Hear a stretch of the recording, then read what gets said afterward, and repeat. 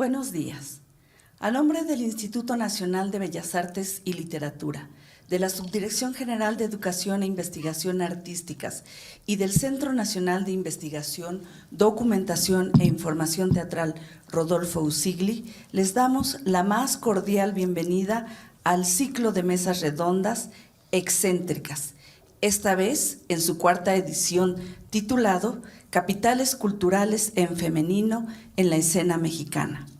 Actividad encabezada por la investigadora del CITRU, Edith Ibarra, quien ha articulado esta actividad a partir del estudio y la divulgación del archivo María Luisa Ocampo, el cual hoy se coloca en diálogo con los archivos de Esperanza Iris, Graciela Castillo, Félida Medina y Aida Guevara. En estas mesas se expondrán las contribuciones que estas mujeres han hecho a lo largo de la historia al teatro mexicano desde diversas especialidades, a veces visibles y muchas otras canceladas por una violencia epistémica producto de una visión androcéntrica.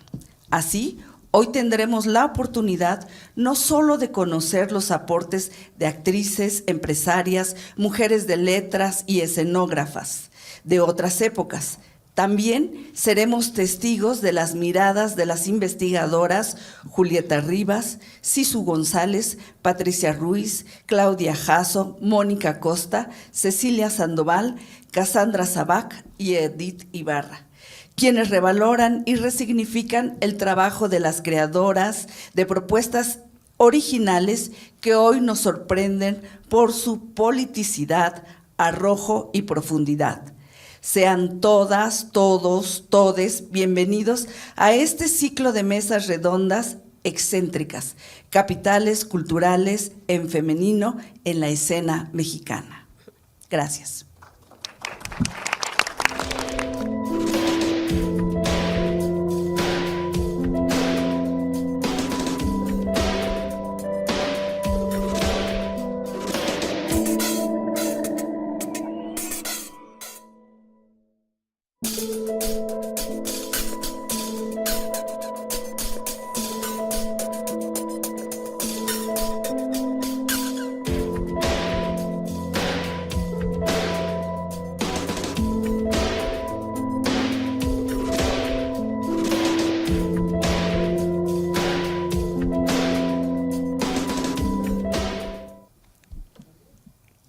Buenos días, les damos la más cordial bienvenida al cuarto ciclo de Excéntricas.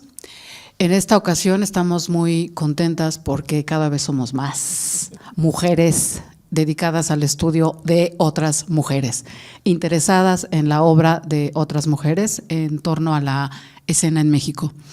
En este ciclo para mí es como un ciclo muy emotivo, porque vamos a hablar de archivos, por un lado, de archivos de mujeres y de archivos de mujeres que se dedican a la escena.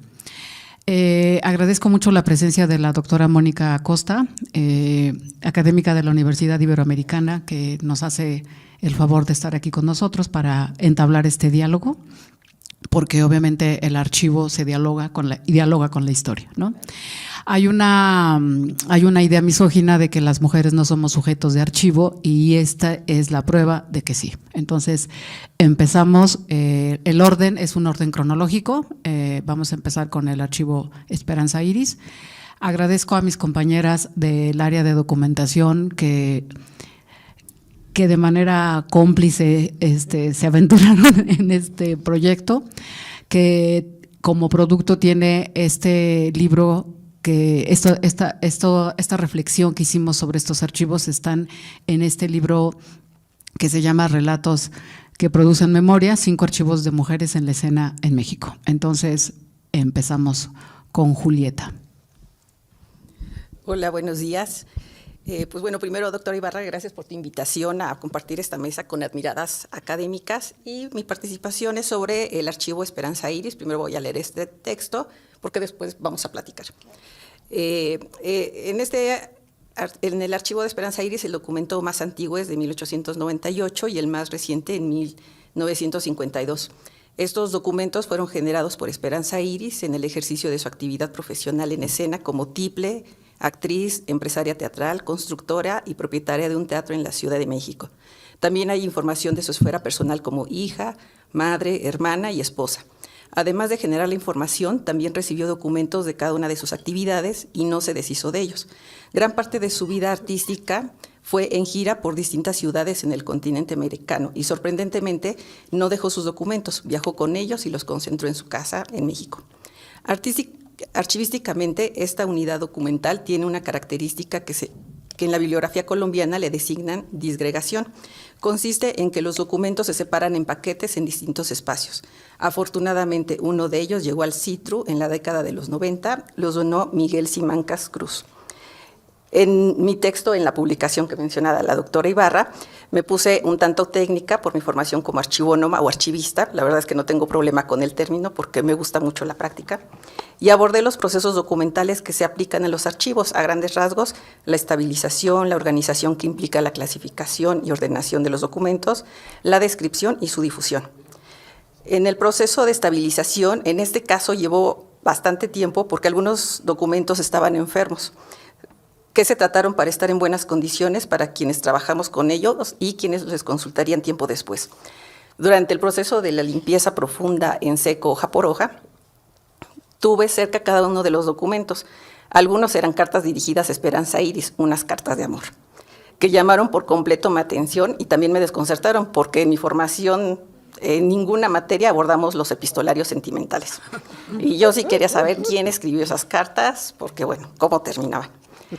En la clasificación de los documentos se aplicaron los principios de procedencia y orden original para recuperar el modo en que fueron generados y así ser una fuente primaria de información para diferentes perfiles de investigación académica y artística.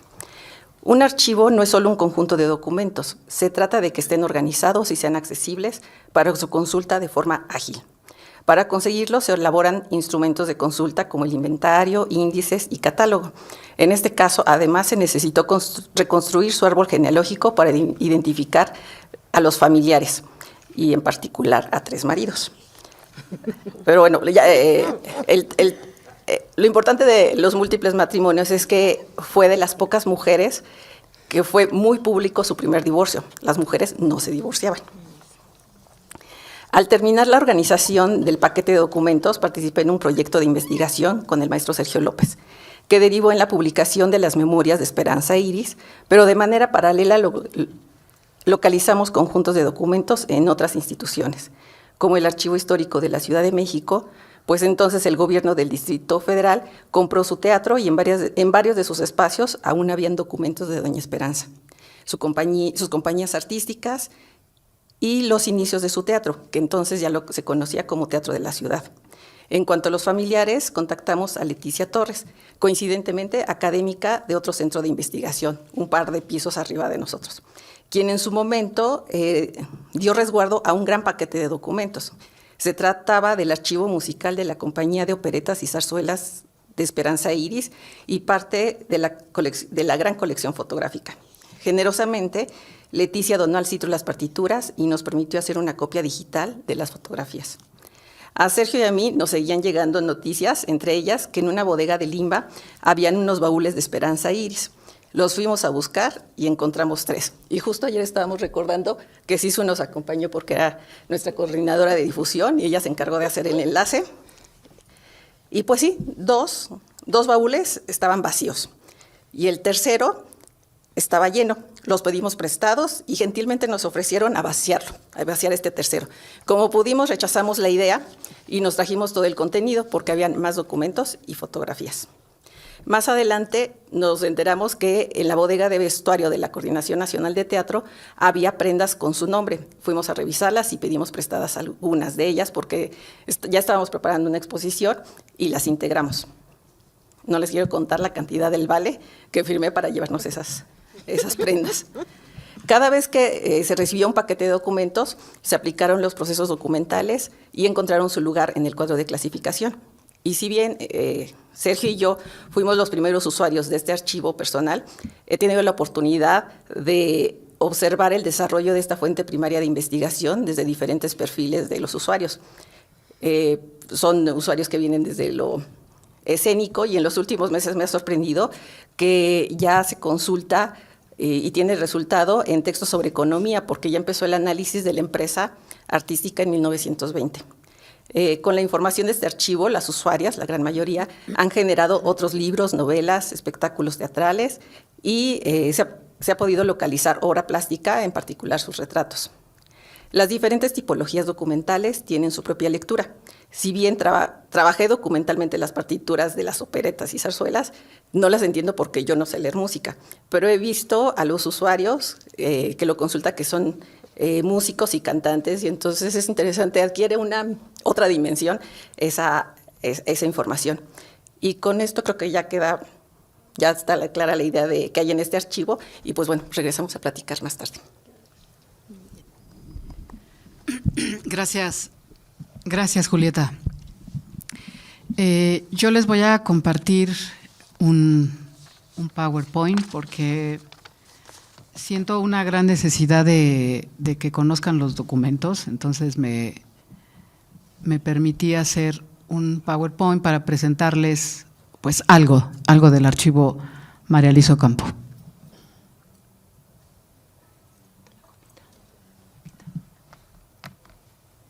No, espérenme porque ya la regué. Copita. ¿Qué pasa? Casi se ve. Ah, ya, ok. Este archivo ya cumplió más de 100 años. El primer documento es de 1916 y curiosamente, justamente lo que les decía al principio, las mujeres son sujetas de archivo, ¿no? O sea, no solamente han cuidado los archivos de los varones, sino que también ellas tienen sus propios archivos. En el archivo María Luisa Ocampo vamos a encontrar algunas fotografías y generalmente las fotografías es con señoros, ¿no? Como les decía, el archivo inicia con una nota de prensa del 8 de julio de 1916, en donde ella acaba una carrera comercial y yo no sé por qué razón les daban grados militares. Bueno, pero supongo que eran grados militares de juguete, ¿no? Como para, no sé, soldado o algo así, ¿no? Era muy chistosa esa información que había que indagar.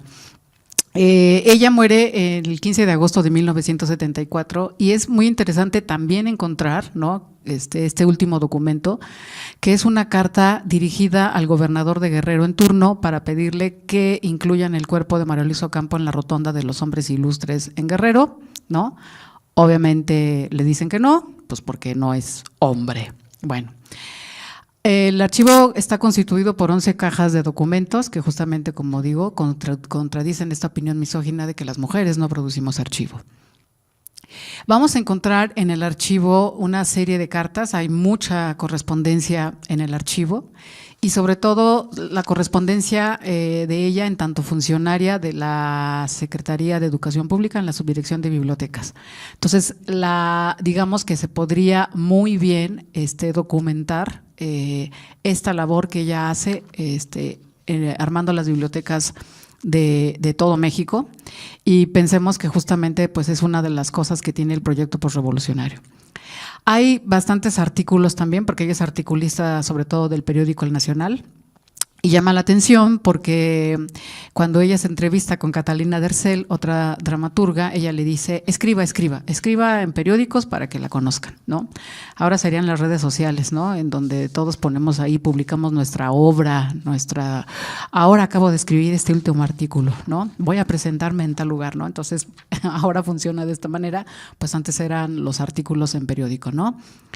Hay una serie que se llama Panorama de América, en donde ella hace una reflexión, ¿no?, como de la política incluso nacional que tiene México con Latinoamérica. Ella escribe también biografías de mujeres, que esto es muy interesante. Hace la biografía de Carmen Cerdán, hace la biografía de Guadalupe Ramírez, que es la sobrina del nigromante, y entonces vemos como hay un interés de ella, ¿no?, por hacer visible también este capital cultural de las mujeres.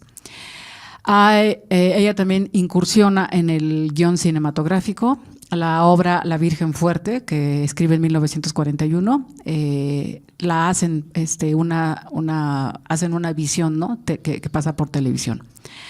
Ella escribe 33 obras dramáticas, 2 en coproducción, Escribe también novelas, esta es la camisa de una de sus novelas, entonces nos damos cuenta que tiene una labor literaria muy significativa. Ella tiene mucha relación con universidades de Estados Unidos, en donde incluso hacen sinopsis, resúmenes, informes sobre la obra de María Luisa Ocampo. Y también encontramos que hay gente interesada en traducir su obra, ¿no? Esa cartita fue de una alumna que quiere traducir La Virgen Fuerte. Es esta. Y también vamos a encontrar que hay varias de sus obras que son traducidas en Estados Unidos para ser montadas, ¿no? Puede ser también el caso de El corrido de Juan Saavedra. Ella, bueno, aquí vamos a ver los programas de mano, porque aunque toda su obra no está publicada, sí muchas de sus obras fueron puestas en escena, ¿no? Entonces aquí están los programas de mano, las tiras de los montajes. Otra actividad que tiene María Luisa Ocampo notable es que también es traductora. Y llama la atención que encontrar también en su archivo, ¿no?, los programas de mano de las obras que ella traduce. También vamos a encontrar que incluso, ¿no?, hace la apostilla de aquí yo traduje esta obra y se presentó en tal lugar. Encontramos las críticas de este documento me encantó porque hay yo, o sea, de realmente afirmar que ella tiene esa labor, ¿no? Porque acuérdense que los traductores difícilmente son reconocidos, ¿no?, como en esa labor. Entonces, también traduce El deseo bajo los olmos, traduce también este texto del mal de juventud, ¿no? Entonces, ella obviamente habla inglés y entonces tiene una labor también como traductora. A María Luisa Ocampo en su momento la entrevistan y me llamó la atención que Magda Donato, esta es una de sus tantas amigas, es una periodista, ¿no?, pero además es exiliada de la República. Entonces esas son las mujeres con las que María Luisa Ocampo se contacta, ¿no?, tiene relación. Germán Lizalzubide le escribe una carta muy bonita, diciéndole que qué bonito escribe porque escribe como hombre. Pero bueno, son los señoros. Y entonces vamos a ver que hay un reconocimiento de ella, ¿no?, por parte de los varones, siempre y cuando la categoría, ¿no?, del valor de su escritura sea masculinizada. Y si no, no tiene valor porque escribe como mujer, ¿no? Consuelo Colón también es una reconocida periodista que también le hace muchas entrevistas. Hay un libro incluso de la sobrina de Consuelo Colón, ¿no?, que habla de esta gran actividad que tiene ella como articulista y entrevistadora. En el archivo también encontramos telegramas, que eso es muy importante porque es un archivo muy rico. Encontramos recibos, ¿no?, como este recibo por 200 pesos, 225 pesos de la Unión Nacional de Autores, ¿no?, que es su pago por su obra, ¿no? Y esta es una cosa apasionante, que encontramos las actas notariales, ¿no?, de cuando ella arma este proyecto de teatro mexicano que se llaman Sociedad Amigos del Teatro, ¿no? Entonces encontramos, ahí está ese documento donde está la firma de María Luisa Ocampo, y entonces vemos que ella recupera, ¿no?, estas actas notariales, y entonces es un viaje hermoso ver, ¿no?, como una de las cláusulas que proponen el grupo es, ¿no?, prohibir que haya cine, pues sí, porque está entrando el cine y está matando al teatro, ¿no? Entonces es muy interesante, pues, ver cuáles son las disputas y los problemas de la época en relación al teatro, ¿no? Entonces pongo que son más de 70 años contenidos en esta serie de documentos organizados conforme se fueron produciendo, ¿no? Desde su desempeño profesional en el ámbito de las bibliotecas, sus gestiones como promotora cultural, su dramaturgia, las puestas en escenas de algunos de sus textos. También encontramos, ella escribe también mucho acerca de la mujer y el papel de la mujer en el proyecto revolucionario. María Luisa Ocampo es una mujer del sistema, es una mujer del PRI, es una mujer militante, ¿no? Entonces, ella está pensando un teatro nacional que forme parte del proyecto de la Revolución Mexicana.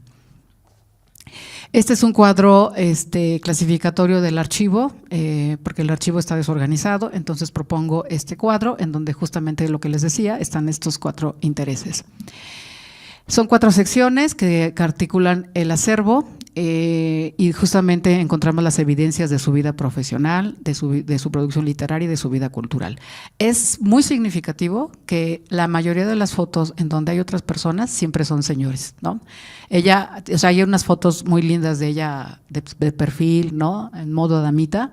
Y las otras fotos son ella con los señoros, ¿no? En esta vida profesional, con un lugar como subdirectora general de bibliotecas, ¿no? Entonces, les digo, están estas fotos, ¿no? Que son de estudio, donde está, pues sí, producida como damita, y están las otras en donde están con estos señores.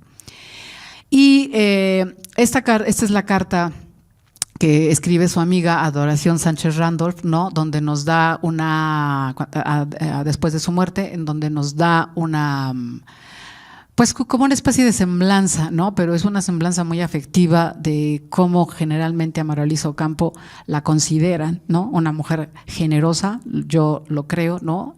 Cuando uno empieza a revisar el archivo, se ve la generosidad. Y bueno, solo para decir que María Luisa Ocampo estuvo aquí. Gracias.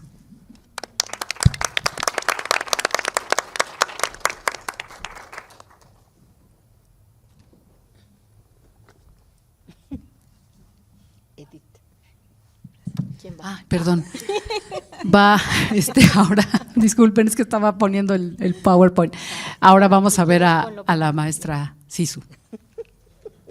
Y todos así de, Aguanten, no soy multitask. Ahí está. ok. Vale. Bueno, pues buenos días, muchas gracias por la invitación a participar. Me parece que poner a la luz estos archivos pues es un momento importante, ¿no? Bueno, mi ponencia, el artículo que está dentro de este libro que estamos también por presentar hoy, se llama El beneficio de la voluntad, archivo personal de la escenógrafa y vestuarista Graciela Castillo del Valle. ¿Quién fue Graciela Castillo del Valle? Bueno, si quieres poner la siguiente, porfa. Graciela Castillo del Valle nació en 1927 y murió el año pasado, en 2024. Tiene la particularidad de ser la primera mujer egresada de la carrera de escenografía de la Escuela de Arte Teatral del Instituto Nacional de Bellas Artes y en 1952 se convirtió en la primera escenógrafa de carrera, abriendo así un campo paralelo al de la ya tradicional participación de los técnicos y los artistas plásticos dentro del teatro. Sus maestros fueron, porque además el Palacio de Bellas Artes fue su escuela, y sus maestros fueron Julio Prieto, Carlos Marichal, Julio Castellanos y Leoncio Nápoles, ¿no? Pero también ella afirma que aprendió mucho de todos los técnicos del Palacio de Bellas Artes. Fue compañera, entraron a esta primera generación de la carrera de escenografía, entraron 6 aspirantes, entre ellos estábamos compartiendo ahorita que Mariana Jampolsky, ella también estuvo ahí, pero pues ya no terminó. Y los únicos 2 que egresaron fue Antonio López Mancera, que está aquí en esta imagen, y Graciela Castillo del Valle. Bueno, aquí mi presentación dice que ellos están en primer plano porque más adelante voy a retomar esta fotografía y vamos a saber quién es el personaje que está detrás de ellos. Graciela Castillo del Valle llegó también en un momento muy fértil para la creación, ¿no? En 1946, como parte del programa del gobierno del presidente Miguel Alemán, se consolida el Plan Bellas Artes con la creación del Instituto Nacional de Bellas Artes, que tiene como objetivo promover la educación e impulsar las manifestaciones culturales que se estaban desarrollando en un país que buscaba una identidad propia. Sí, vamos a la siguiente. ¿Cómo es que llega el archivo de Graciela Castillo del Valle al CIDRO? Bueno, aquí está el maestro René Durón y Graciela Castillo a sus 91 años. Graciela Castillo y René Durón trabajaron mucho tiempo como encargados del departamento de producción del Instituto Nacional de Bellas Artes. Entonces producían todo lo que tenía que ver con vestuario, escenografía, para ópera, para cine y para teatro, ¿no? Bueno, también para el ballet, perdón, el cine aquí todavía no no lo produce el INBA, pero sí son los encargados de producir vestuario y escenografía para ópera, para el ballet y para el teatro. Entonces, en 2018, la maestra Castillo estuvo de acuerdo en prestar al CITRU material de su archivo personal para que fuera digitalizado. Y gracias a la donación y al préstamo de estos documentos, se conformó tanto el Fondo René Durón como el Archivo Graciela Castillo. Aquí les voy a contar que mucho tiempo después, el maestro Durón me confiesa así platicando que todos, porque además llegó con miles de documentos y me confesó que todo eso era de Graciela Castillo. Si nosotros hubiéramos sabido que ese material era de Graciela Castillo, el Fondo René Durón tendría el nombre de Graciela Castillo, ¿no? Entonces, bueno, eso ahí también creo que tiene que ver con esta situación que sentían las mujeres, ¿no? O que sentía la misma maestra Castillo de decir, bueno, pues yo no tengo una autoridad, el que va a llevar este material al CITRU, pues es el maestro Durón, ¿no? Él sabe qué hará con él. Bueno, ¿qué documentos conforman el archivo? Abarca por lo menos 20 años de desempeño como jefa del Departamento de Vestuario del INBA y de los teatros del IMSS, porque también estuvo dentro de ese proyecto. Cuenta con 700, si me pones la siguiente, Edith, porfis, gracias. Bueno, dice, da cuenta de su trayectoria profesional de 1949 hasta 2003 y contiene 720 documentos físicos y digitales, tanto de teatro, danza, ópera y cine. Hay correspondencia, prensa, bocetos de vestuario y escenografía, fotografías y hojas de producción, que eso ha sido bien interesante también ir descubriendo cómo es que en algunos otros archivos de escenógrafos pues solamente vemos sus bocetos, pero aquí también vamos viendo los procesos de producción, o sea, quién recibió dinero, cuánto dinero recibieron, o préstamos de otros vestuarios, en fin, hay una historia también de cómo se va produciendo y que se va identificando gracias a los documentos del archivo. Si me pones la siguiente, Edith, porfis. Bueno, también hay diseños de otros escenógrafos como Eugenio Servín, Guillermo Barclay, Antonio López Mancera y Marcela Zorrilla. Y su consulta es pública y gratuita. Si pones la siguiente, por favor. Bueno, ¿cómo llegaron los documentos? En realidad, estos documentos estaban en muy buenas condiciones, por lo que únicamente se realizó limpieza y cambio de guardas, se quitaron las grapas o adhesivos que traían los documentos. Y bueno, aquí podemos ver que se quitaron los elementos metálicos y pues también es todo un trabajo artesanal, o sea, yo he descubierto al trabajar este archivo que pues es un trabajo creativo también, ¿no? Y ahorita les voy a contar que también es emocional, ¿no? Si me pones la que sigue, por favor. Bueno, aquí seguimos viendo cómo se trabaja el archivo, ¿no? Se hacen guardas especiales, se guardan pues ya en formatos que van a preservar tanto los documentos como los materiales fílmicos, ¿no? Bueno, las fotografías y los negativos. Entonces, bueno, y después de eso viene el trabajo de darle su número de inventario, ¿no? Que todos estos numeritos pues también se van poniendo ahí a mano y finalmente pues termina guardándose en estas cajas para también pues el resguardo de los documentos y la consulta de los usuarios. A la par de que se va haciendo todo este reconocimiento del documento, se va haciendo un registro en un Excel, ¿no? Y el Excel de lo que se trata pues es de que tenga la información más completa para quien va a consultar el archivo. Y entonces, si me pones la siguiente, por favor. Yo entiendo, o como yo he vivido esta experiencia, es que el archivo se redimensiona, ¿no? Y entonces aparecen estas emociones, los personajes y la historia pues se va construyendo, que creo que eso es parte importante de conformar y de también investigar información sobre los materiales, ¿no? Déjenme ver. Okay. Bueno, la cosa es que estos materiales pues van conformando una historia o nos van dando testimonio de la época, ¿no? Entonces aquí, como Edith comentó hace un momentito, está Graciela Castillo del Valle en medio de un montón de señores, ¿no? Ahí está Mancera, en fin, ¿no? Su compañera también del trabajo. No, esta no es la güera, porque esto ahorita, bueno, vámonos a lo que sigue.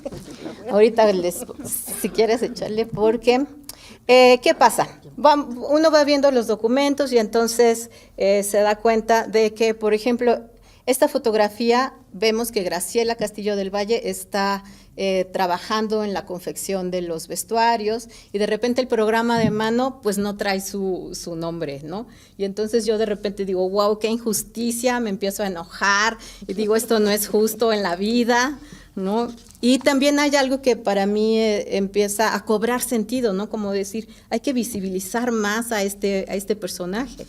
Y bueno, conforme va pasando, voy viendo los documentos, ya un año después de que esto es este programa de teatro del IMSS, ¿no? Que se inaugura en 1960 y en el 61 hacen como todo un recuento y aquí, bueno, aparece su ínfimo crédito como ayudante de producción y digo, bueno, por lo menos ya aquí le está haciendo justicia a la historia. Y ¿por qué digo que hay una voluntad en este archivo, no? La maestra Graciela en el 18 también llega al CITRU y nos presta todos sus documentos y ella ya antes había puesto en las fotografías estas descripciones que trae, por ejemplo, la foto, ¿no? Dice, fiesta del primer aniversario de especialidades teatrales, sábado 27 de septiembre de 1956, dice en dónde se presentaron, ¿no? Y cuando nos está entregando el archivo para digitalizarlo, ella misma con su manita y a sus 91 años sigue poniendo información detrás de la fotografía, ¿no? Entonces eso nos va aportando. Si ponemos la siguiente, Edith, por favor. Bueno, ya apareció ya Manuel Mesa. Sabemos que ese señor que estaba detrás de Mancera y Graciela es Manuel Mesa, un pintor de escenografía de la época, ¿no? Bueno, aquí hay otro ejemplo, igual hay un montón de gente que nos empieza a decir quiénes son, ¿no?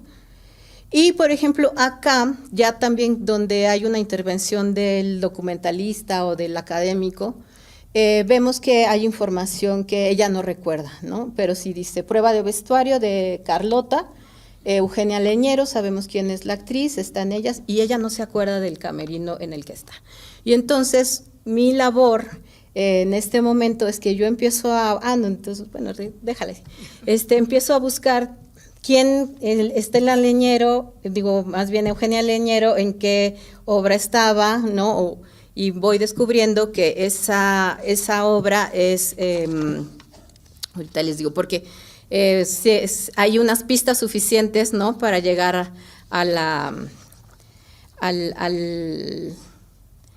documento, y entonces yo basándome en otras fuentes, ¿no? Como puede ser reseña histórica, fuentes, o sea, todo esto que tenemos ahora, me doy cuenta que Bruno Bert escribe en Tiempo Libre que esta obra fue el Don Juan Tenorio de 1998 del dramaturgo Vicente Leñero. Toda esta información yo la voy agregando al Excel que les cuento que voy nutriendo. Sabemos que la dirección la hizo Yona Weisberg y entonces el dato faltante de las fotos anteriores, ya me apuro, tiene que ver con el camerino del granero, por ejemplo, ¿no? Y entonces toda esta información se va registrando en el archivo para que en el momento de que se consulte, pues está ahí. Si quieren, aquí le dejamos y ahorita platicamos qué más ha generado el archivo después de esto.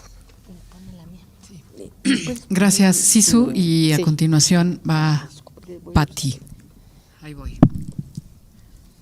Bueno, buenos días, muchas gracias por todos los que nos acompañan, todas las que nos acompañan. Gracias, Edith, especialmente por conformar este grupo y hacer visible los archivos. Michelle Perrot, en su libro Mi historia de las mujeres, dice: las mujeres fueron silenciadas a partir de los relatos y de los archivos, o sea, de las fuentes, ¿no? Y nosotras lo que tratamos de hacer, como lo dijo la doctora Ibarra, es visibilizar justamente a estas mujeres. En el caso mío, yo he estado trabajando a la escenógrafa Félida Medina porque yo la conocí en la escuela de teatro hace algunos ayeres, 40, más o menos, 30. Y la verdad es que para mí siempre era, ahora lo recuerdo, ha sido entrañable recordar las pláticas con esta mujer. El archivo, a diferencia de los otros archivos que se están presentando, es un archivo que es prestado nada más para su digitalización.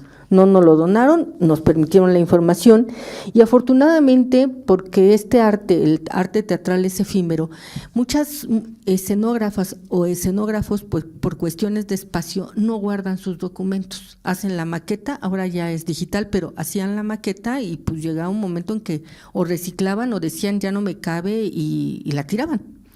En el caso de Félida, encontramos que el archivo que nos presta, la que sigue, por favor.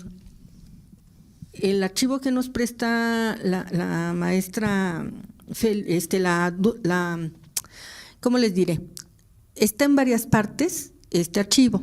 Hemos hablado con esas partes. Una es la heredera, Victoria Urbieta.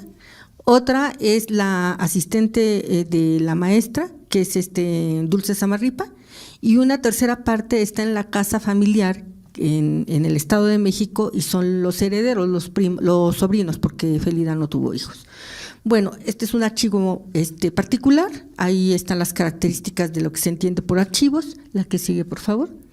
¿Y quién fue Félida? Bueno, nació en el 40 y muere en el 20, muere en la pandemia, justo cuando la declaran.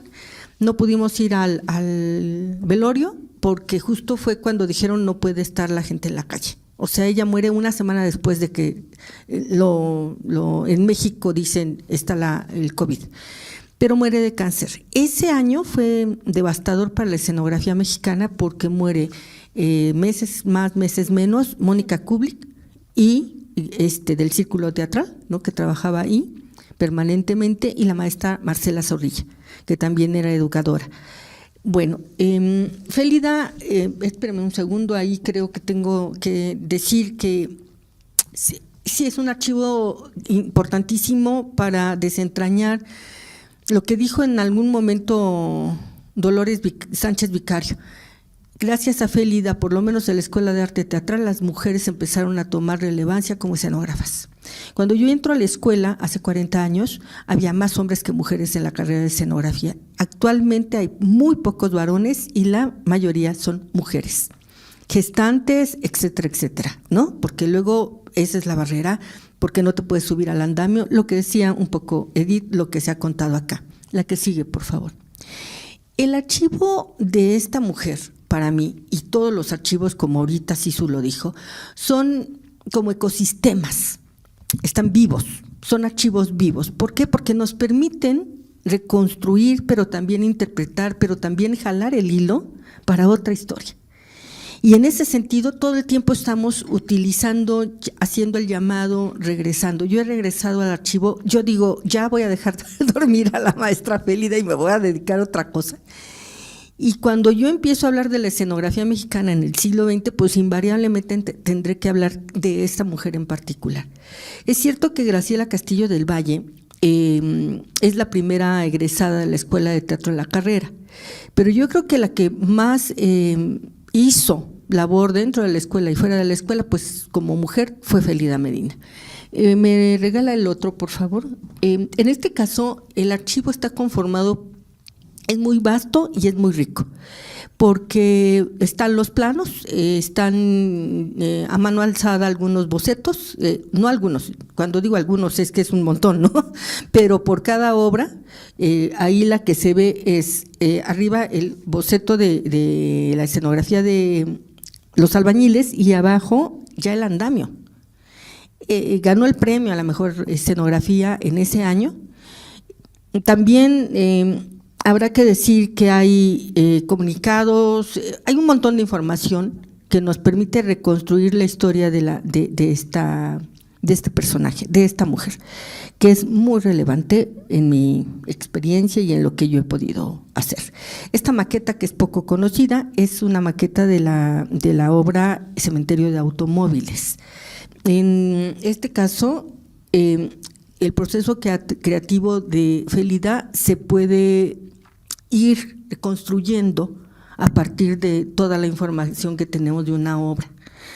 Cementerio de Automóviles, ustedes saben, fue muy famosa por el 68 porque la incluyeron en la Olimpiada Cultural, porque la dirigió Julio Castillo, y ahora pues creo que porque yo he estado insistiendo que la que hizo la escenografía fue ella.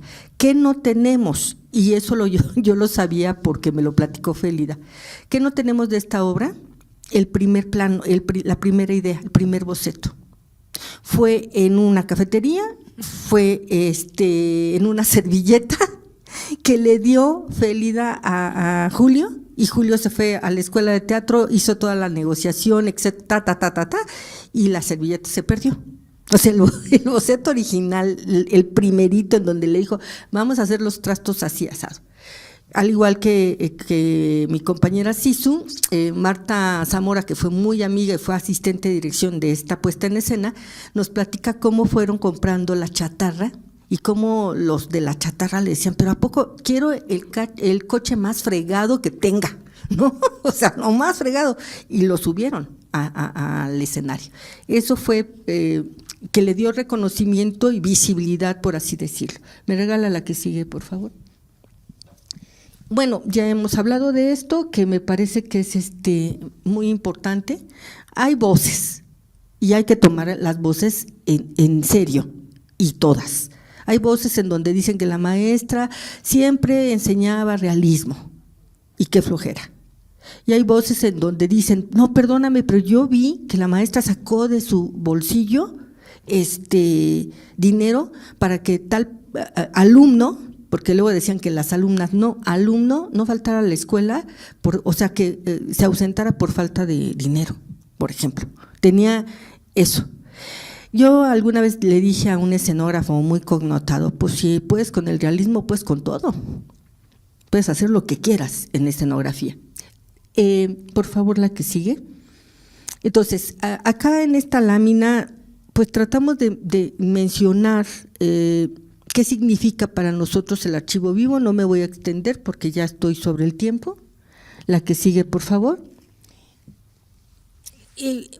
Tuvimos una estancia que a mí verdaderamente me maravilló, porque vino una brasileña a partir de un artículo que yo hago, que se publica en Investigación Teatral. Esta brasileña lo lee porque decía la invisibilidad de las mujeres escenógrafas en México.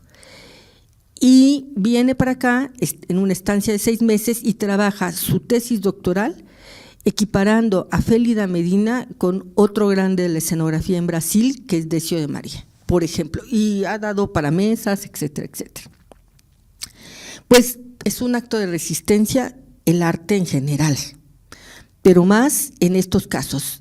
¿Por qué? Porque en el caso de Félida, y sí quiero poner el acento, en el caso de Félida era para una área en donde era masculina en los años 60, que ella entra en la escuela del 63, era mujer, indígena y lesbiana. Todo lo contrario a lo que pudiera ella, o sea, tenía todas las papeletas en contra. Y lo logró, y me parece que hacerlo visible es importante para el teatro mexicano, si no estaríamos truncos. Muchas gracias.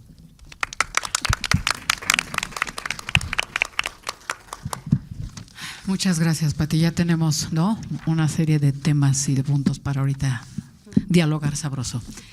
Y finalmente, Claudia Jasso nos va a presentar el archivo de Aida Guevara.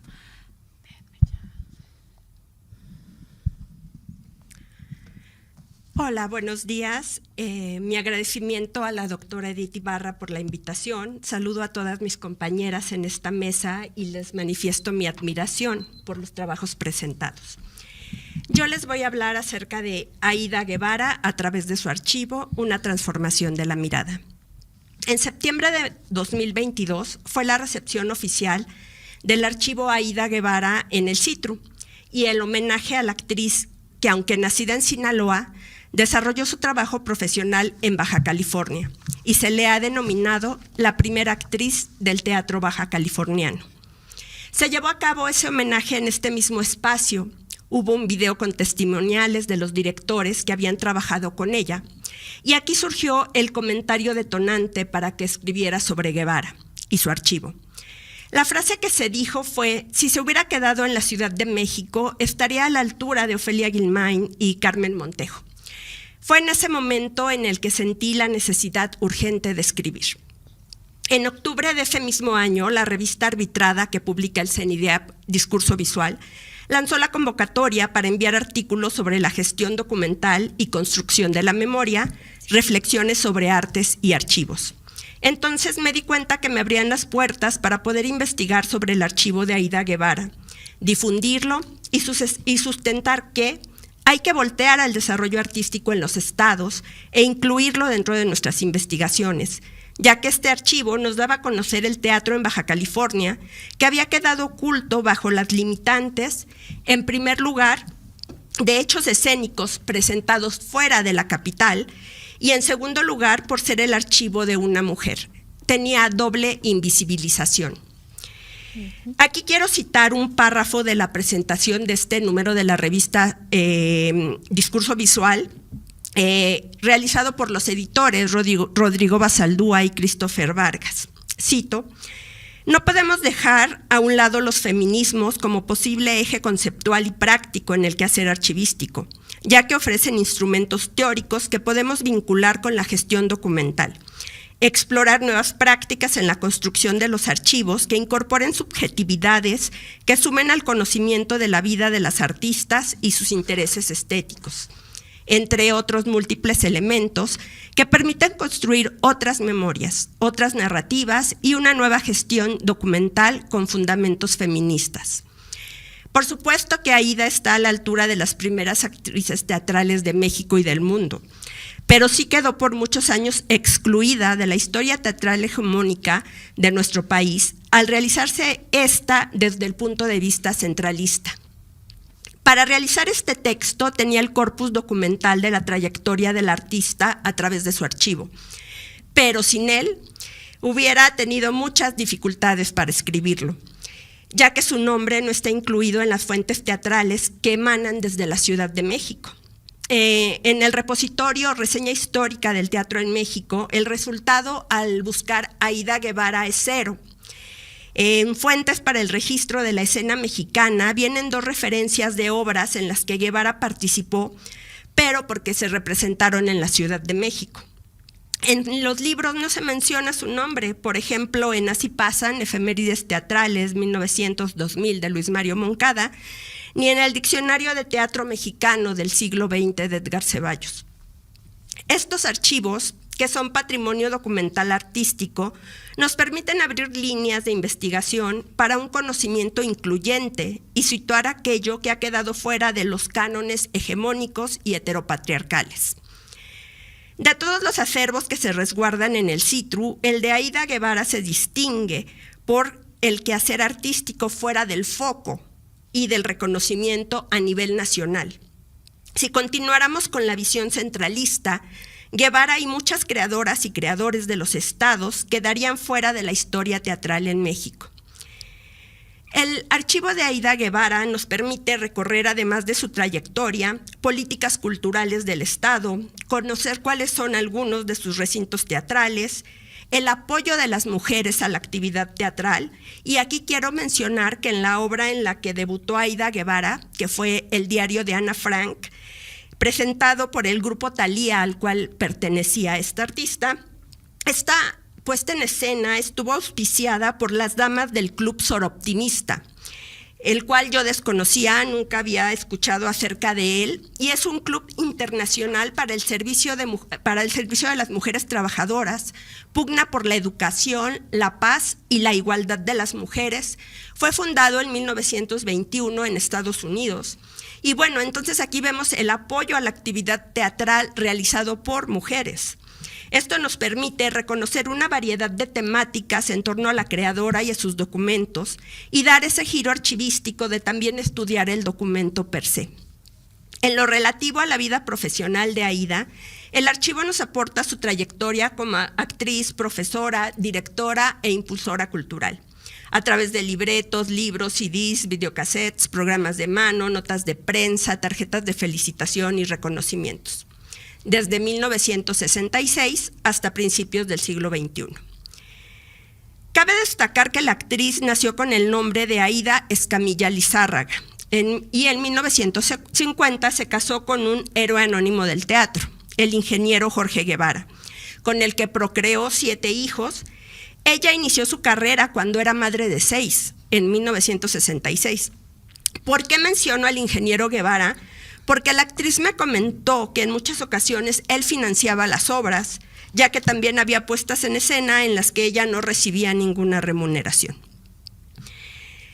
Tomó cursos de arte dramático en la Universidad de San Diego, en la Escuela de Arte Teatral de Limbal, en el Foro de la Ribera, con profesores como Jesús González Dávila, Ludwig Margules y Juan Tobar, entre otros docentes. Como mencioné anteriormente, su debut fue con la obra El diario de Ana Frank. Perteneció a la Compañía Estatal de Teatro de Baja California. Fue dirigida por Jorge Esma en La noche de los asesinos, Los héroes inútiles, Donde los árboles, Viaje de un largo día hacia la noche.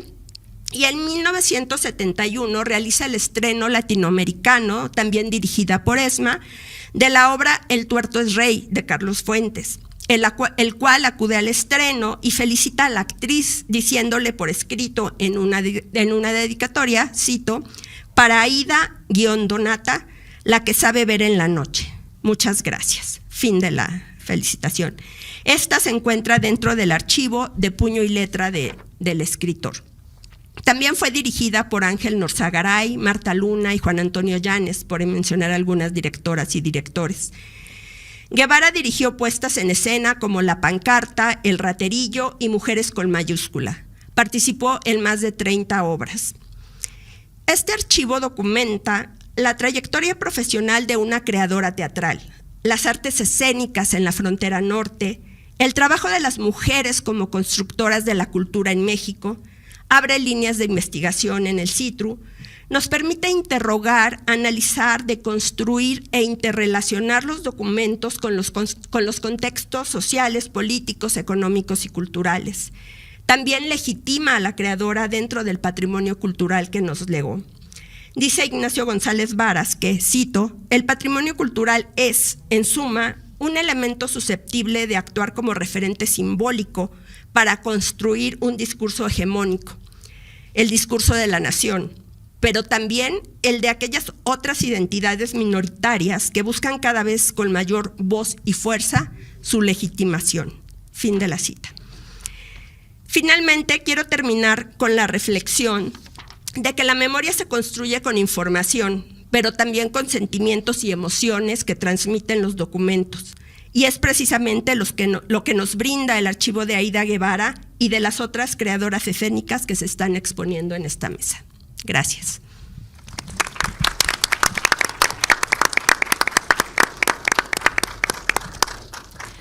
Pues ahora sí, Mónica. Mónica hizo el prólogo al libro que ya está en el repositorio INBA Digital, Relatos que elaboran memoria, 5 archivos de mujeres en la escena mexicana. Ahora sí. Muchas gracias pues a todas y todos los presentes y a ustedes particularmente por haberme invitado a prologar su libro. Fue un viaje muy interesante y pues ahora estar aquí con ustedes también para profundizar en todo esto que reflejan en sus textos, pero que también aquí nos han dado una mini probadita. Me gustaría que profundizáramos en muchos aspectos de sus textos, pero bueno, yo ya traía unas preguntas por el prólogo que hice, pero invariablemente mientras hablaban surgieron, creo yo, cosas más interesantes. Y también algo que me gustaría, que seguramente ustedes ya lo saben, pero me gustaría dejar puesto en la mesa antes de empezar la discusión es que sobre los cerca de 92 acervos que ustedes resguardan en el CITRU, si mal no recuerdo, 17 son de mujeres nada más. En el acervo histórico donde actualmente laboro, en el acervo histórico de la Biblioteca Francisco Javier Clavijero, en la Universidad Iberoamericana, también son mínimo el número de acervos de mujeres, aunque últimamente están empezando a llegar y más, por ejemplo, Mariana Jampolsky, Ana Victoria Jiménez, pero también estamos redescubriendo, porque justamente los archivos siempre están vivos, redescubriendo estos personajes, ¿no? Como Elena Torres también, que está dentro de estos espacios de activismo dentro de principios del siglo XX. Bueno, entonces, puesto esto sobre la mesa, me gustaría comenzar con el concepto que utilizó Edith, que es la violencia epistémica. Y al respecto, pues justamente el archivo como tal, como concepto, surgió en el pensamiento occidental para respaldar una estructura de poder, ¿sí? O sea, le dio legitimidad al poder. Cuando surgen, efectivamente, con el surgimiento del hombre, de la mujer, del ser humano, que comienza a resguardar su propia memoria, pues ya surgió el archivo, pero hablo del concepto como tal, en términos epistemológicos, siempre respondía a un soporte de poder. En los archivos de la sociedad civil, el resguardo responde más bien a un acto de resistencia. Y en ese sentido, me gustaría comenzar con esta pregunta para Edith, pero también pueden responderla. Todas las preguntas pueden ir direccionadas a una de ustedes, pero está abierta a todas ustedes, ¿sí? ¿Consideras, Edith, que hay distinciones epistémicas cuando las mujeres son las que abordan el archivo de una personaje? Sí, totalmente. Yo estaba leyendo un texto de una académica que se llama Esther Rubio y que justamente decía algo que a mí me conmovió, que tuvieron que pasar muchos años para que nosotros llegáramos a la universidad, ¿no? Y que una vez en la universidad, ¿no?, hubiera una mujer que nos dijera, es valioso estudiar a las mujeres, ¿no? Y que entonces esa mujer que llegó después de muchos años a la universidad, ¿no?, se decantara, decidiera estudiar a las mujeres, ¿no? Y que a partir de ahí justamente nombrar lo que a nosotros nos lleva a producir conocimiento. Algo que ha sido desechado, ¿no?, de la academia han sido los afectos. Digo, ahora ya tenemos esta política de afectos, pero justamente lo que decía Sisu, los documentos producen afectos, ¿no? O sea, los señoros siguen creyendo que hay una objetividad y una neutralidad, nosotras ya no. Entonces, justamente al empezar a ojear, ¿no?, es conmovedor, ¿no?, en el sentido de que se mueven los afectos al ver las cartas, al ver los programas de mano, al ver por qué no ha sido publicada o por qué no se le reconoce o no.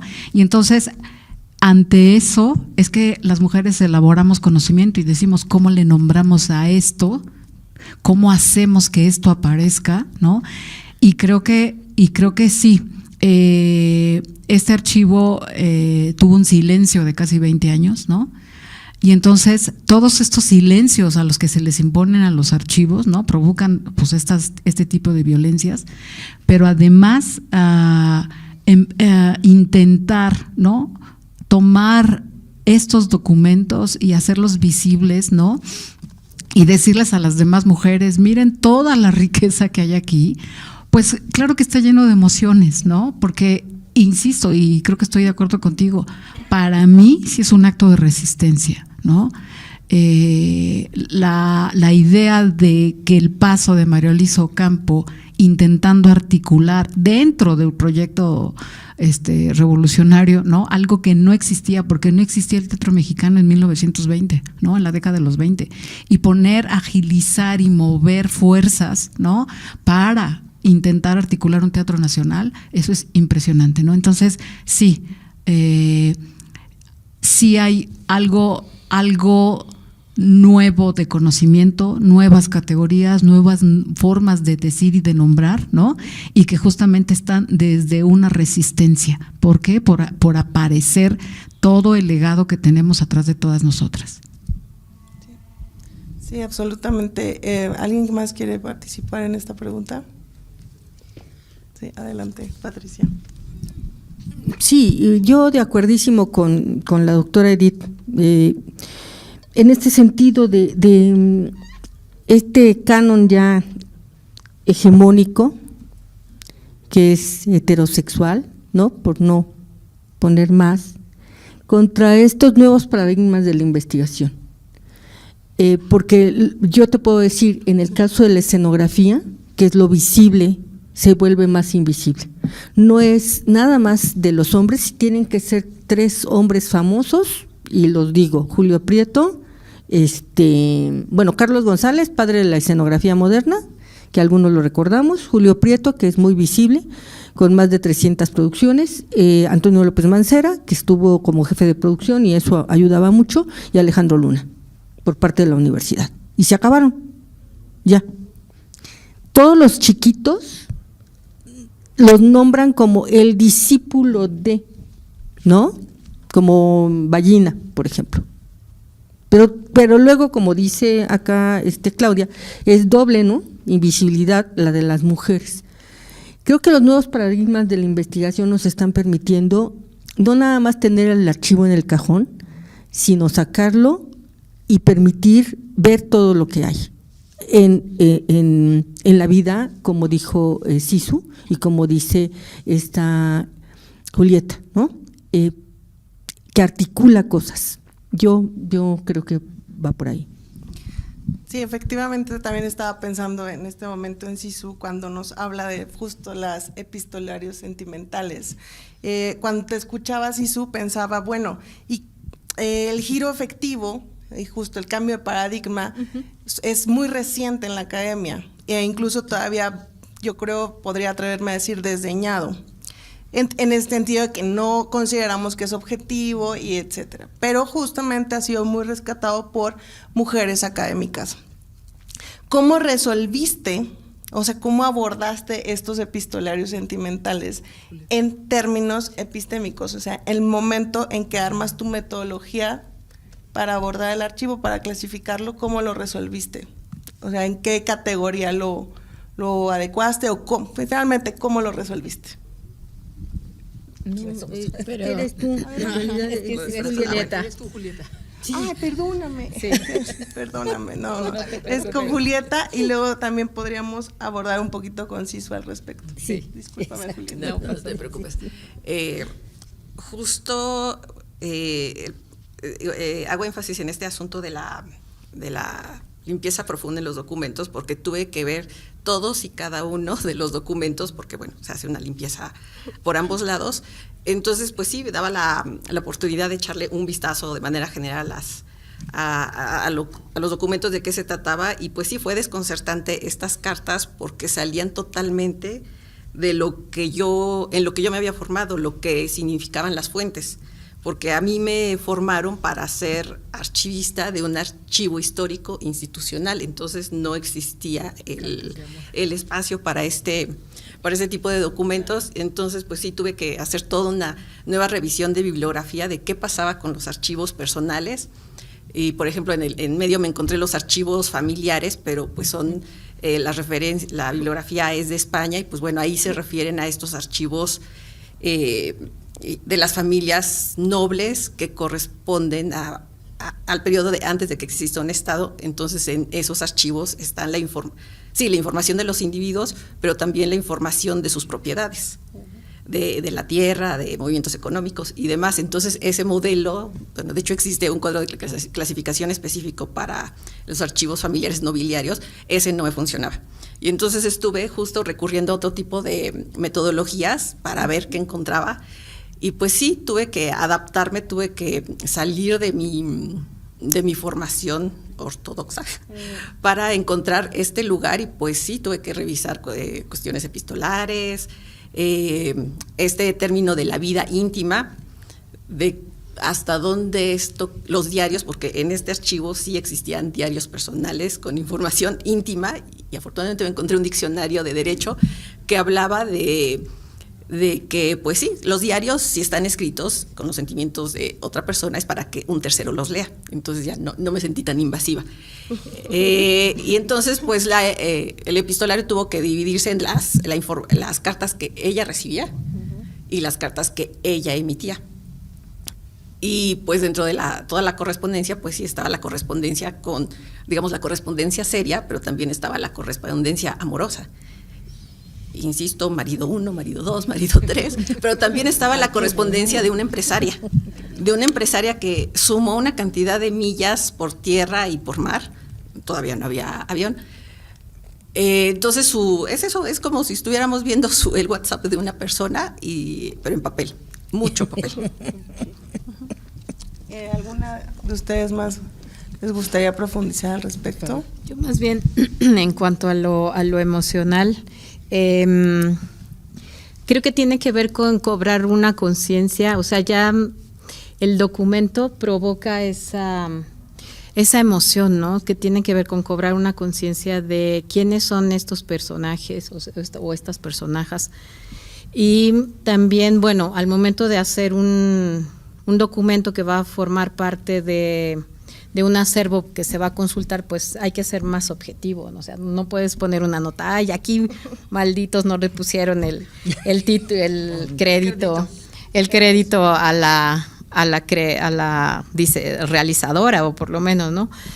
Pero sí creo que, bueno, además aquí yo tendría que comentarles que pues yo entablé una relación personal con la maestra Castillo, o sea, sí de repente incluso pues en mí desarrolló un afecto, yo la iba a visitar a su casa de visita, le platicaba lo que estábamos haciendo con el archivo, le leía algunas conferencias, la hacía reír, y entonces para mí era también como importante sí dejar un testimonio de esta persona que había entregado también pues la vida y toda su creatividad a la historia del teatro mexicano, no solamente como un número más o un archivo más, o para mí era muy muy importante, y si era como pues dar un reconocimiento, que era algo que bueno, ya no les platiqué, pero a partir de que el archivo se concentra en el CITRU, pues mucha gente comienza a investigarlo. De hecho,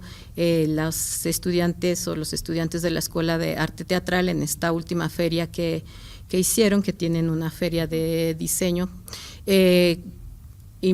presentaron una exposición que se llama, bueno, tenía que ver con la participación de las mujeres en la escenografía, y por supuesto Graciela Castillo fue el punto de partida de la sombra, no me acuerdo ahorita de cómo se llama, bueno, está ahí en las fotos.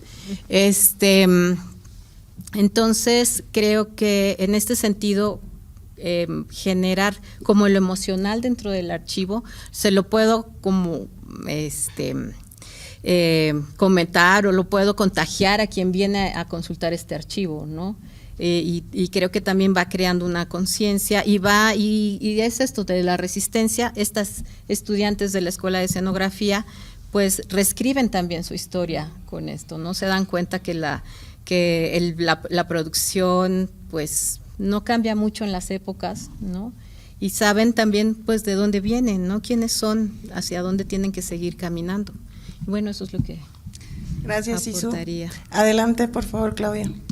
Sí, bueno, siempre lo he manifestado, yo soy una romántica de la documentación. Sé que debo de seguir reglas, parámetros para el manejo de los archivos, pero las emociones que generan, pues no puedo quedar exenta de ellas. Somos privilegiadas al conocer estas cartas, al poder leerlas, y lo importante es también que mencionar para mí es que se podría considerar el documento como un ente fijo e inerte, pero es todo lo contrario, es un ente dinámico que nos permite leerlo con distintos ojos, con distintas narrativas. Y pues ahora ya podemos, ¿no? Ya podemos a lo mejor no poner estas estas notas emocionales en la descripción, pero sí escribirlas en artículos, en ponencias, manifestarlas en estas mesas. Entonces, sí, me encanta la documentación. Sí, es maravilloso poder ser la primera persona que lee algo y que tiene el honor de sistematizarlo. Y en caso pues de documentos del siglo XX pues son legibles, pero cuando vas descubriendo en siglo XVI, XVII las palabras que quizá el documento en sí mismo es un objeto y ya de por sí tiene su propia valía, pero ir como decodificando, aún cuando es letra de molde también se va decodificando, ¿no? Especialmente en las cartas, es como, bueno, ¿y quién es esta persona? Escudriñar, ¿no? Son voces vivas al final, aunque pareciera que hablamos de personas muertas o justo documentos inertes. Justamente, Claudia, quería comenzar contigo esta mini discusión sobre, es porque esto es para todas, ¿cómo has incorporado esta doble invisibilidad de tu personaje Aída Guevara en el análisis y organización del acervo y en un segundo nivel para su difusión? Ok, yo no lo manejé directamente, solo lo he consultado, pero creo que lo importante es no quedarnos en el cubículo con ese documento y decir, sí, esta información, difundirlo, hay que difundirlo, hay que dialogarlo con nuestros pares, insisto, escribir sobre estos documentos, analizar por qué está invisibilizado, ser usuario de estos documentos. Yo aquí, por ejemplo, me voy a ir un poco con Graciela Castillo, porque yo fui usuaria de SISU en este archivo de Aída Guevara, y entonces acabo de terminar un artículo en el cual SISU me ayudó muchísimo con la información, y aquí lo que pasó con Graciela Castillo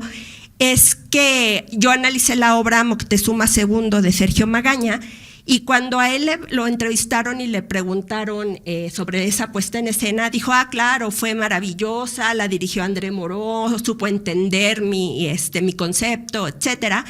Y la escenografía fue muy buena, era lo que yo quería. No fue un desfile de trajes típicos, pero no recuerdo quién la hizo. Entonces, otro detonante, eso también es lo que me gusta, que cuando escribo es porque tengo este tipo de detonantes, o sea, no recuerda quién hizo la escenografía, pero fue maravillosa. Posteriormente de esta misma obra, pues fue escenificada muchísimas veces, también estuvo en la Olimpiada Cultural, y en vida de Magaña, Graciela fue la única escenógrafa y vestuarista que trabajó en esta obra. Después fue López Mancera, David Antón, etcétera. Entonces, pues espero haber contestado a Sí, claro, creo que podríamos, especialmente con Edith y con Patricia, pero creo que invariablemente todas tocan este punto de la interseccionalidad, ¿no? Son mujeres, en el caso también pueden ser mujeres indígenas, mujeres lesbianas, mujeres de bajos recursos, pero especialmente hay justo diferentes espacios de vulnerabilidad. Entonces, con base en esta interseccionalidad, ¿cómo abordaron metodológicamente quienes sí tuvieron la oportunidad de trabajar el acervo en su organización? ¿Cómo la abordaron? Yo tampoco yo no lo organicé, pero encontré una herramienta virtual que se llama Padlet, y entonces ahí me doy ¿cómo se diría? Soy feliz con esta herramienta porque yo puedo curar el archivo de manera virtual, ¿no? De eso voy a hablar al ratito. Pero lo que quiero decir es justamente que pareciera que siempre están justamente estos techos de cristal, ¿no? Porque si por un lado, ¿no? Perteneces a un grupo racializado, ¿no? Llegas a una escuela donde está totalmente generizado el asunto, ¿no? Entonces vas, ¿no? Intentando romper esos techos o vas intentando que ese muro sistemático lo puedas traspasar, ¿no? Y a mí me llama la atención porque María Luisa Ocampo es una mujer todoterreno, es funcionaria, es una funcionaria importante de los gobiernos del PRI, ¿no? Intenta ser diputada y nomás no pasa, ¿no? ¿Por qué? Pues porque es mujer. Y lo más contundente es justamente esta carta, ¿no? En la que después de su muerte escribe mucha gente, ¿no? Para decirle al gobernador, o sea, mire lo que escribió, mire todo lo que hizo por el Teatro Nacional, mire toda su importancia, ¿no? Como funcionaria, o sea, hacen una reseña, ¿no? Y están las pruebas, o sea, porque ese archivo son las evidencias, ¿no? Y la respuesta es no. O sea, pero a eso me refiero, o sea, todas en todo momento estamos así en el tope, ¿no? Porque aspiramos o queremos algo más o queremos intentar algo más y siempre hay un tope, siempre hay algo que te dice no y te regresa a tu lugar. Y en ese sentido, justamente, ¿no?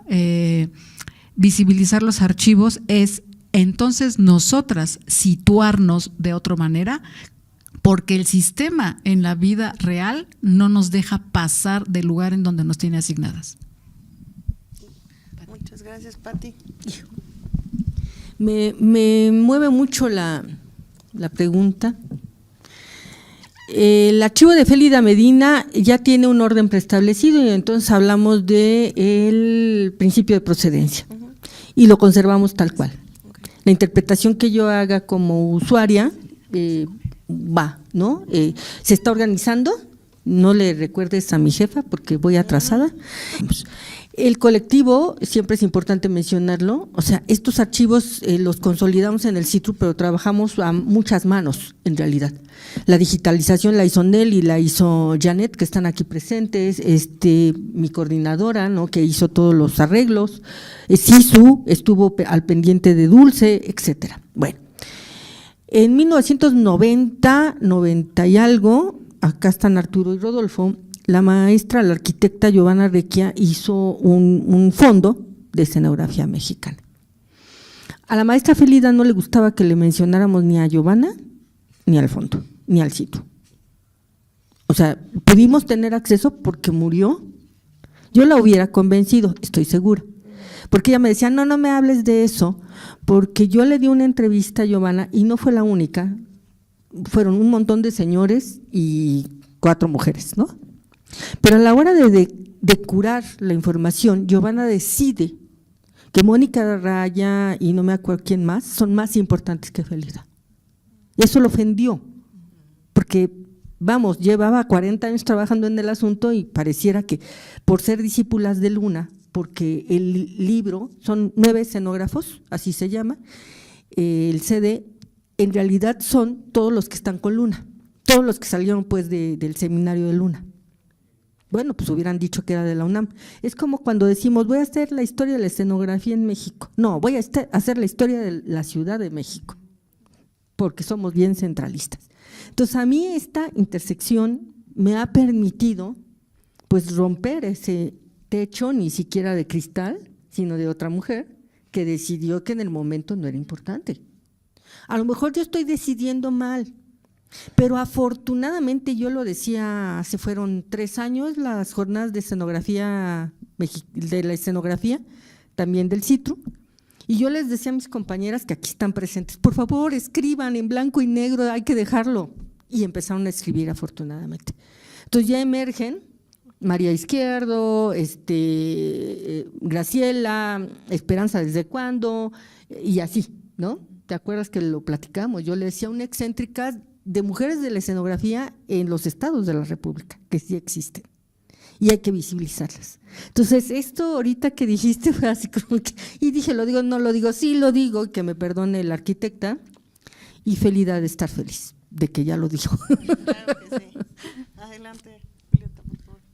Bueno, pues yo sí organicé el archivo. Y justo a lo que me enfrenté fue esto, que es un archivo que ya existía y cada vez que me enteraba de que la existencia de más documentos, pues iba subiendo el volumen documental.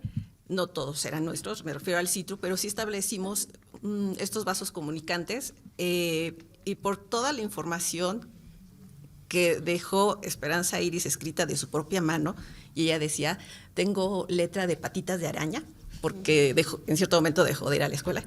Pues era muy claro que existía ella como persona, tuvo incluso fue explícito una voluntad de tener su libro de memoria. Sí quería que se conociera su vida, porque su vida artística empezó desde niña, fue niña actriz, adolescente, actriz, mujer joven, actriz, etc. Entonces, en este caso, en este archivo, no me enfrenté a el reto o a alguna laguna, porque siempre estuvo muy clara esa idea de que se conociera.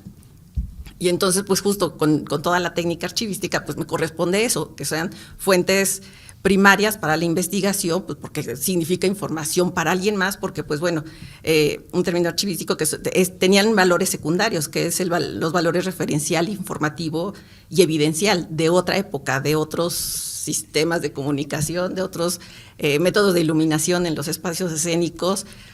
Imagínense, llevaba una compañía con más de 70 personas y más de 400 baúles, con escenografía, vestuario, el archivo, etcétera. Entonces creo que sí, mi interés era ese, que esté disponible para consulta en sitio o a distancia. Y en un momento, en una exposición, justo estábamos montando para demostrar o para enseñar el nivel de giras que hacía. Teníamos un mapa del continente americano, y fuimos haciendo, punteando las ciudades donde se presentaba, y justo la primera vez fue en Tabasco, y se acercó una persona a ver y así, ay, ¿en serio a poco hizo todo eso? Y dije, claro, no se conoce porque ella estuvo trabajando todo el tiempo fuera del país, y su teatro lo construyó en 1917, cuando todos los capitales estaban saliendo del país, ella estaba trabajando afuera y mandaba el capital para construir un teatro que en este año está cumpliendo 107 años.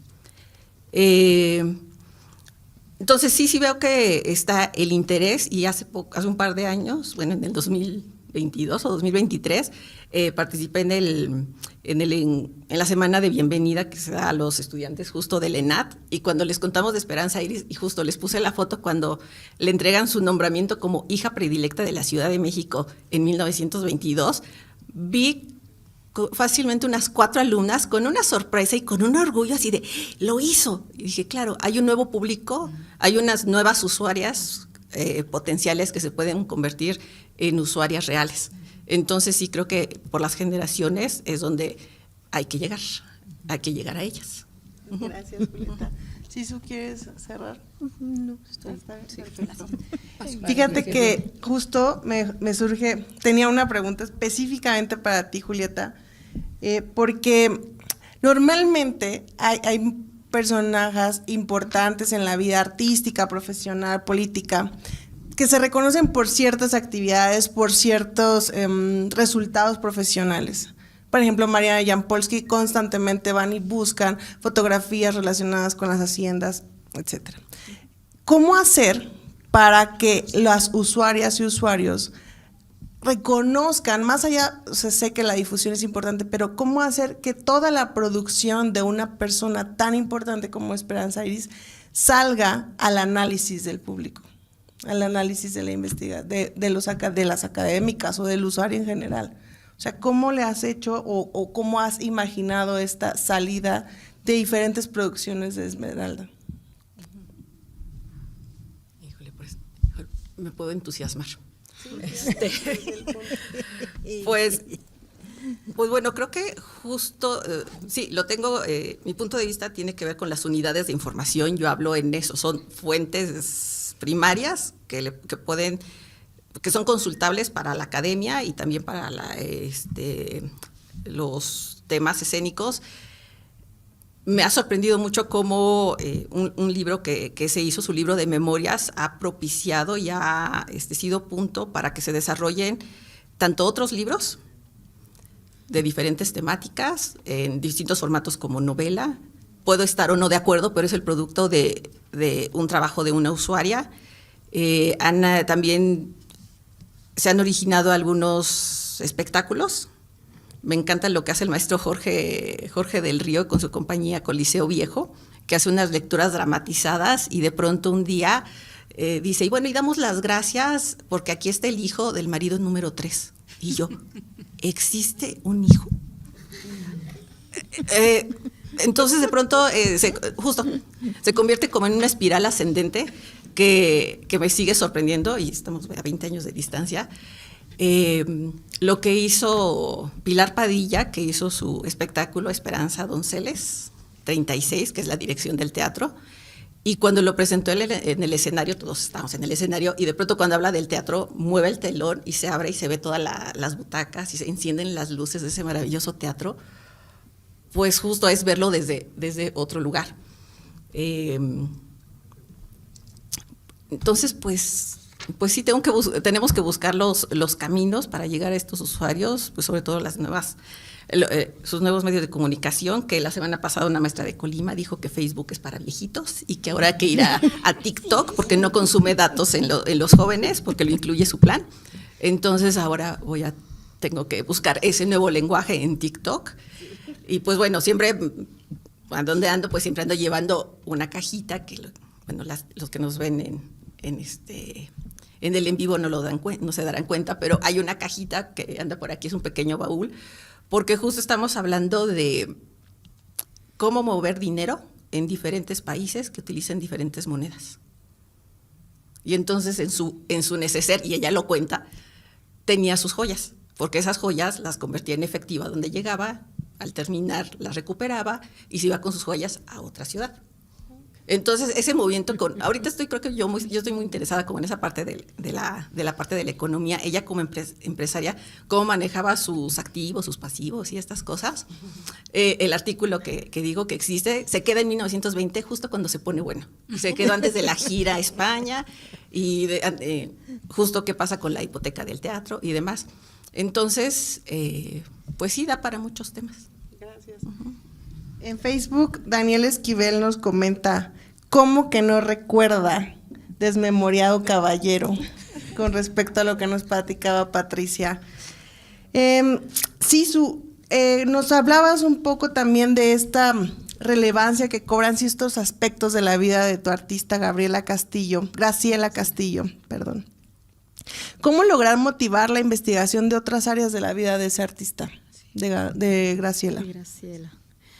Bueno, pues creo que en realidad sí es buscar una salida de divulgación, ¿no? Que creo que un poco eso es algo que la doctora Ibarra ha estado como muy interesada en encontrar las maneras de divulgar los archivos, y pues creo que también le toca a las instituciones de alguna manera, al estar el archivo dentro del centro de investigación, pues también es responsabilidad. Hay aquí algo que habla o que yo escribo sobre el custodiar, ¿no? La palabra custodiar cobra otro sentido. Y entonces creo que es una labor pues no solamente del documentalista o de quien organiza el archivo, sino que creo que ya también cobra una responsabilidad más amplia, ¿no? Que la institución tendría que buscar esta manera de divulgación. Y bueno, creo que también ahorita que estaban comentando, yo recordaba que en algún momento la misma maestra Castillo estaba como orillada y solamente recordaba sus trabajos que había hecho en el INBA o en el IMSS, y que ella misma al momento de yo decirle, pero maestra, también hizo escenografía para esto, porque bueno, creo que en esta época ella se resignó. Por eso es que no es tan fuerte la figura de Graciela como escenógrafa, sino que sí fue relegándose a ser vestuarista, ¿no? Porque era algo que le tocaba a las mujeres en ese momento, no solamente realizar el vestuario. Entonces, hay una línea oficial que ella misma reconoce y respeta, pero hay otra línea que no se acuerda que hizo producción para el teatro comercial, para el mismo Manolo Fábregas. O sea, ella diseñó estas escenografías en otro sentido más pues comercial, digamos, pero ella seguía como con esta idea de decir, no, yo solamente voy a reconocer lo que es lo oficial. Mi desarrollo profesional en el otro lado no tiene trascendencia, ¿no? Entonces creo que también fortalecer estas imágenes o esta idea de decir las mujeres no se quedan relegadas en estos lugares en los que la institución las pone, sino que también pueden tener la fuerza para ir hacia donde ellas quieran también, ¿no? Sí, claro. Muchísimas gracias, Isu. Pues cerramos aquí nuestra discusión, pero abrimos una ronda para preguntas del público, tanto presencial como virtual.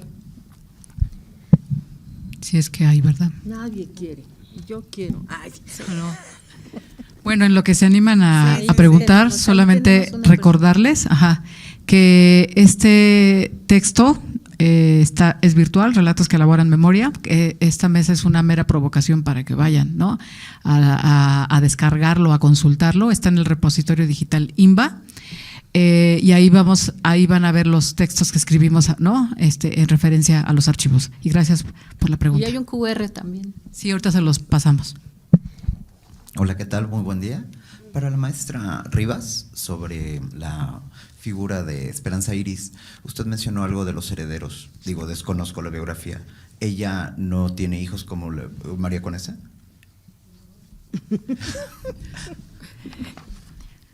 Sí, sí tuvo hijos del matrimonio 1.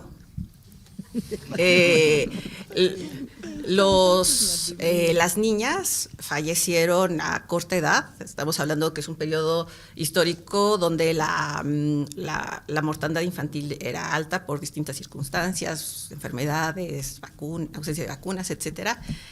Fallecen y los 2 hijos varones, sí crecen, se desarrollan, pero también fallecen.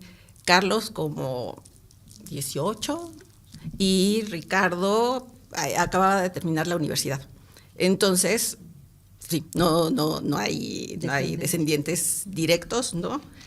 Pero sí se mantuvo en su entorno de familia extensa. Entonces sus sobrinos son muy significativos en su vida, y justo ahorita apenas acabo de recordar de esta parte de los afectos y de lo personal. Tengo que admitir que mi parte de archivista justo es una limitante. La ortodoxia dice que no debería vincularme de esta manera con los archivos, debo ser objetiva, entonces por eso me cuesta mucho trabajo. Justo en uno de los diarios que llevaba, en algunas de las agendas, dice que tiene una sobrina que se llama Carmita, hija de una hermana, y pues Carmita está embarazada. Y pues ya llega el momento del parto y pues se pone mal. Y ella pues está acompañando a la familia porque ella se hizo cargo de su familia, sus hermanos, la madre, sus tías, etcétera. Está en el hospital y pues no, eso no tiene buena perspectiva. Y pues sí se ve la angustia y uno sigue leyendo y así de qué pasó. Y finalmente, ya, Carmita y Rubencito están bien. Y lo lleva a presentar a la villa con la Virgen de Guadalupe porque le hizo el favor. El milagro. Sí, el milagro. Se presenta su libro de memorias y de pronto recibo un correo electrónico de Rubencito. Es un empresario, es el señor Rubén Ibarra, empresario en Guadalajara, pero tenemos el chiste que le digo que yo lo vine a hacer. Él es uno de los tantos sobrinos nietos, y pues bueno, siempre hay alguien que se hace cargo de la familia, de las cuestiones históricas, y él siempre ha recuperado el legado de su tía y habla de ella con gran cariño, y ha sido un generoso informante, aliado, cómplice. Hemos participado en distintos eventos, ya decimos que pues nos invitan a platicar, yo desde la parte documental, él desde la vivencia como tía, pues porque cuando él era joven, yo creo que prepa, universidad, pues iba a visitar a la tía y le tocó vivir cosas. Por ejemplo, a él habla de un loro, y yo no tengo evidencia documental del famoso loro. Un loro que, por supuesto, silbaba canciones y demás. Entonces, no hubo descendientes directos, pero sí estos sobrinos nietos. Muchas gracias. No, ¿de qué? ¿Tenemos espacio para una pregunta más? Hay 1 y 2. Yo quería preguntar. Es que tenemos que ir. Bueno, es una participación con un comentario, más que pregunta. Yo felicito, como compañera, las felicito felicitémonos todas, todos, todes de tener unas compañeras tan activas que bueno, están haciendo trabajos maravillosos, ¿no?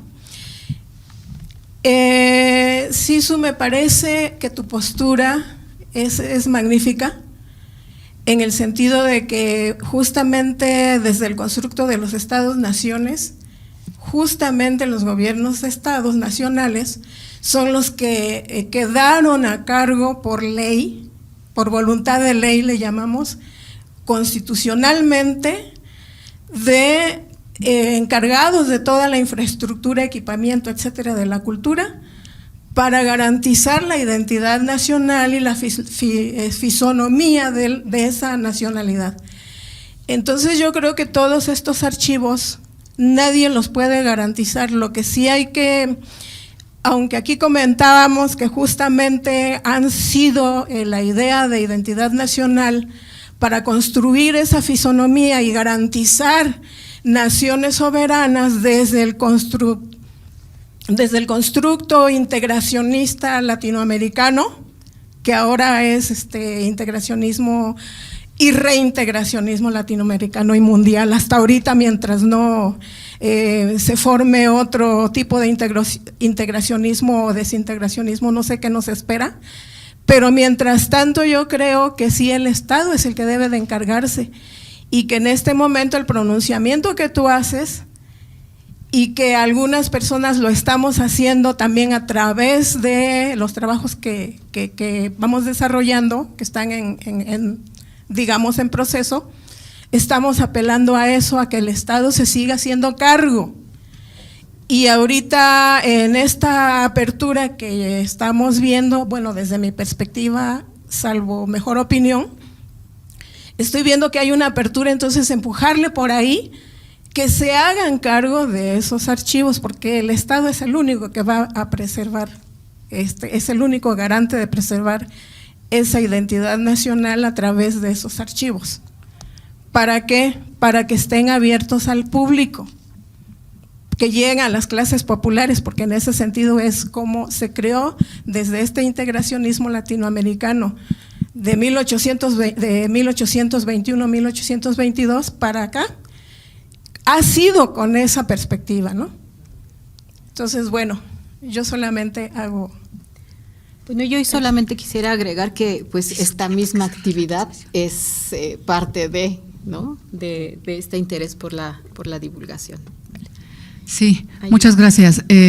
Vamos a cerrar porque se tiene que cerrar la transmisión, pero que se cierre la transmisión y seguimos con las dos preguntas pendientes. Muchas gracias. Gracias.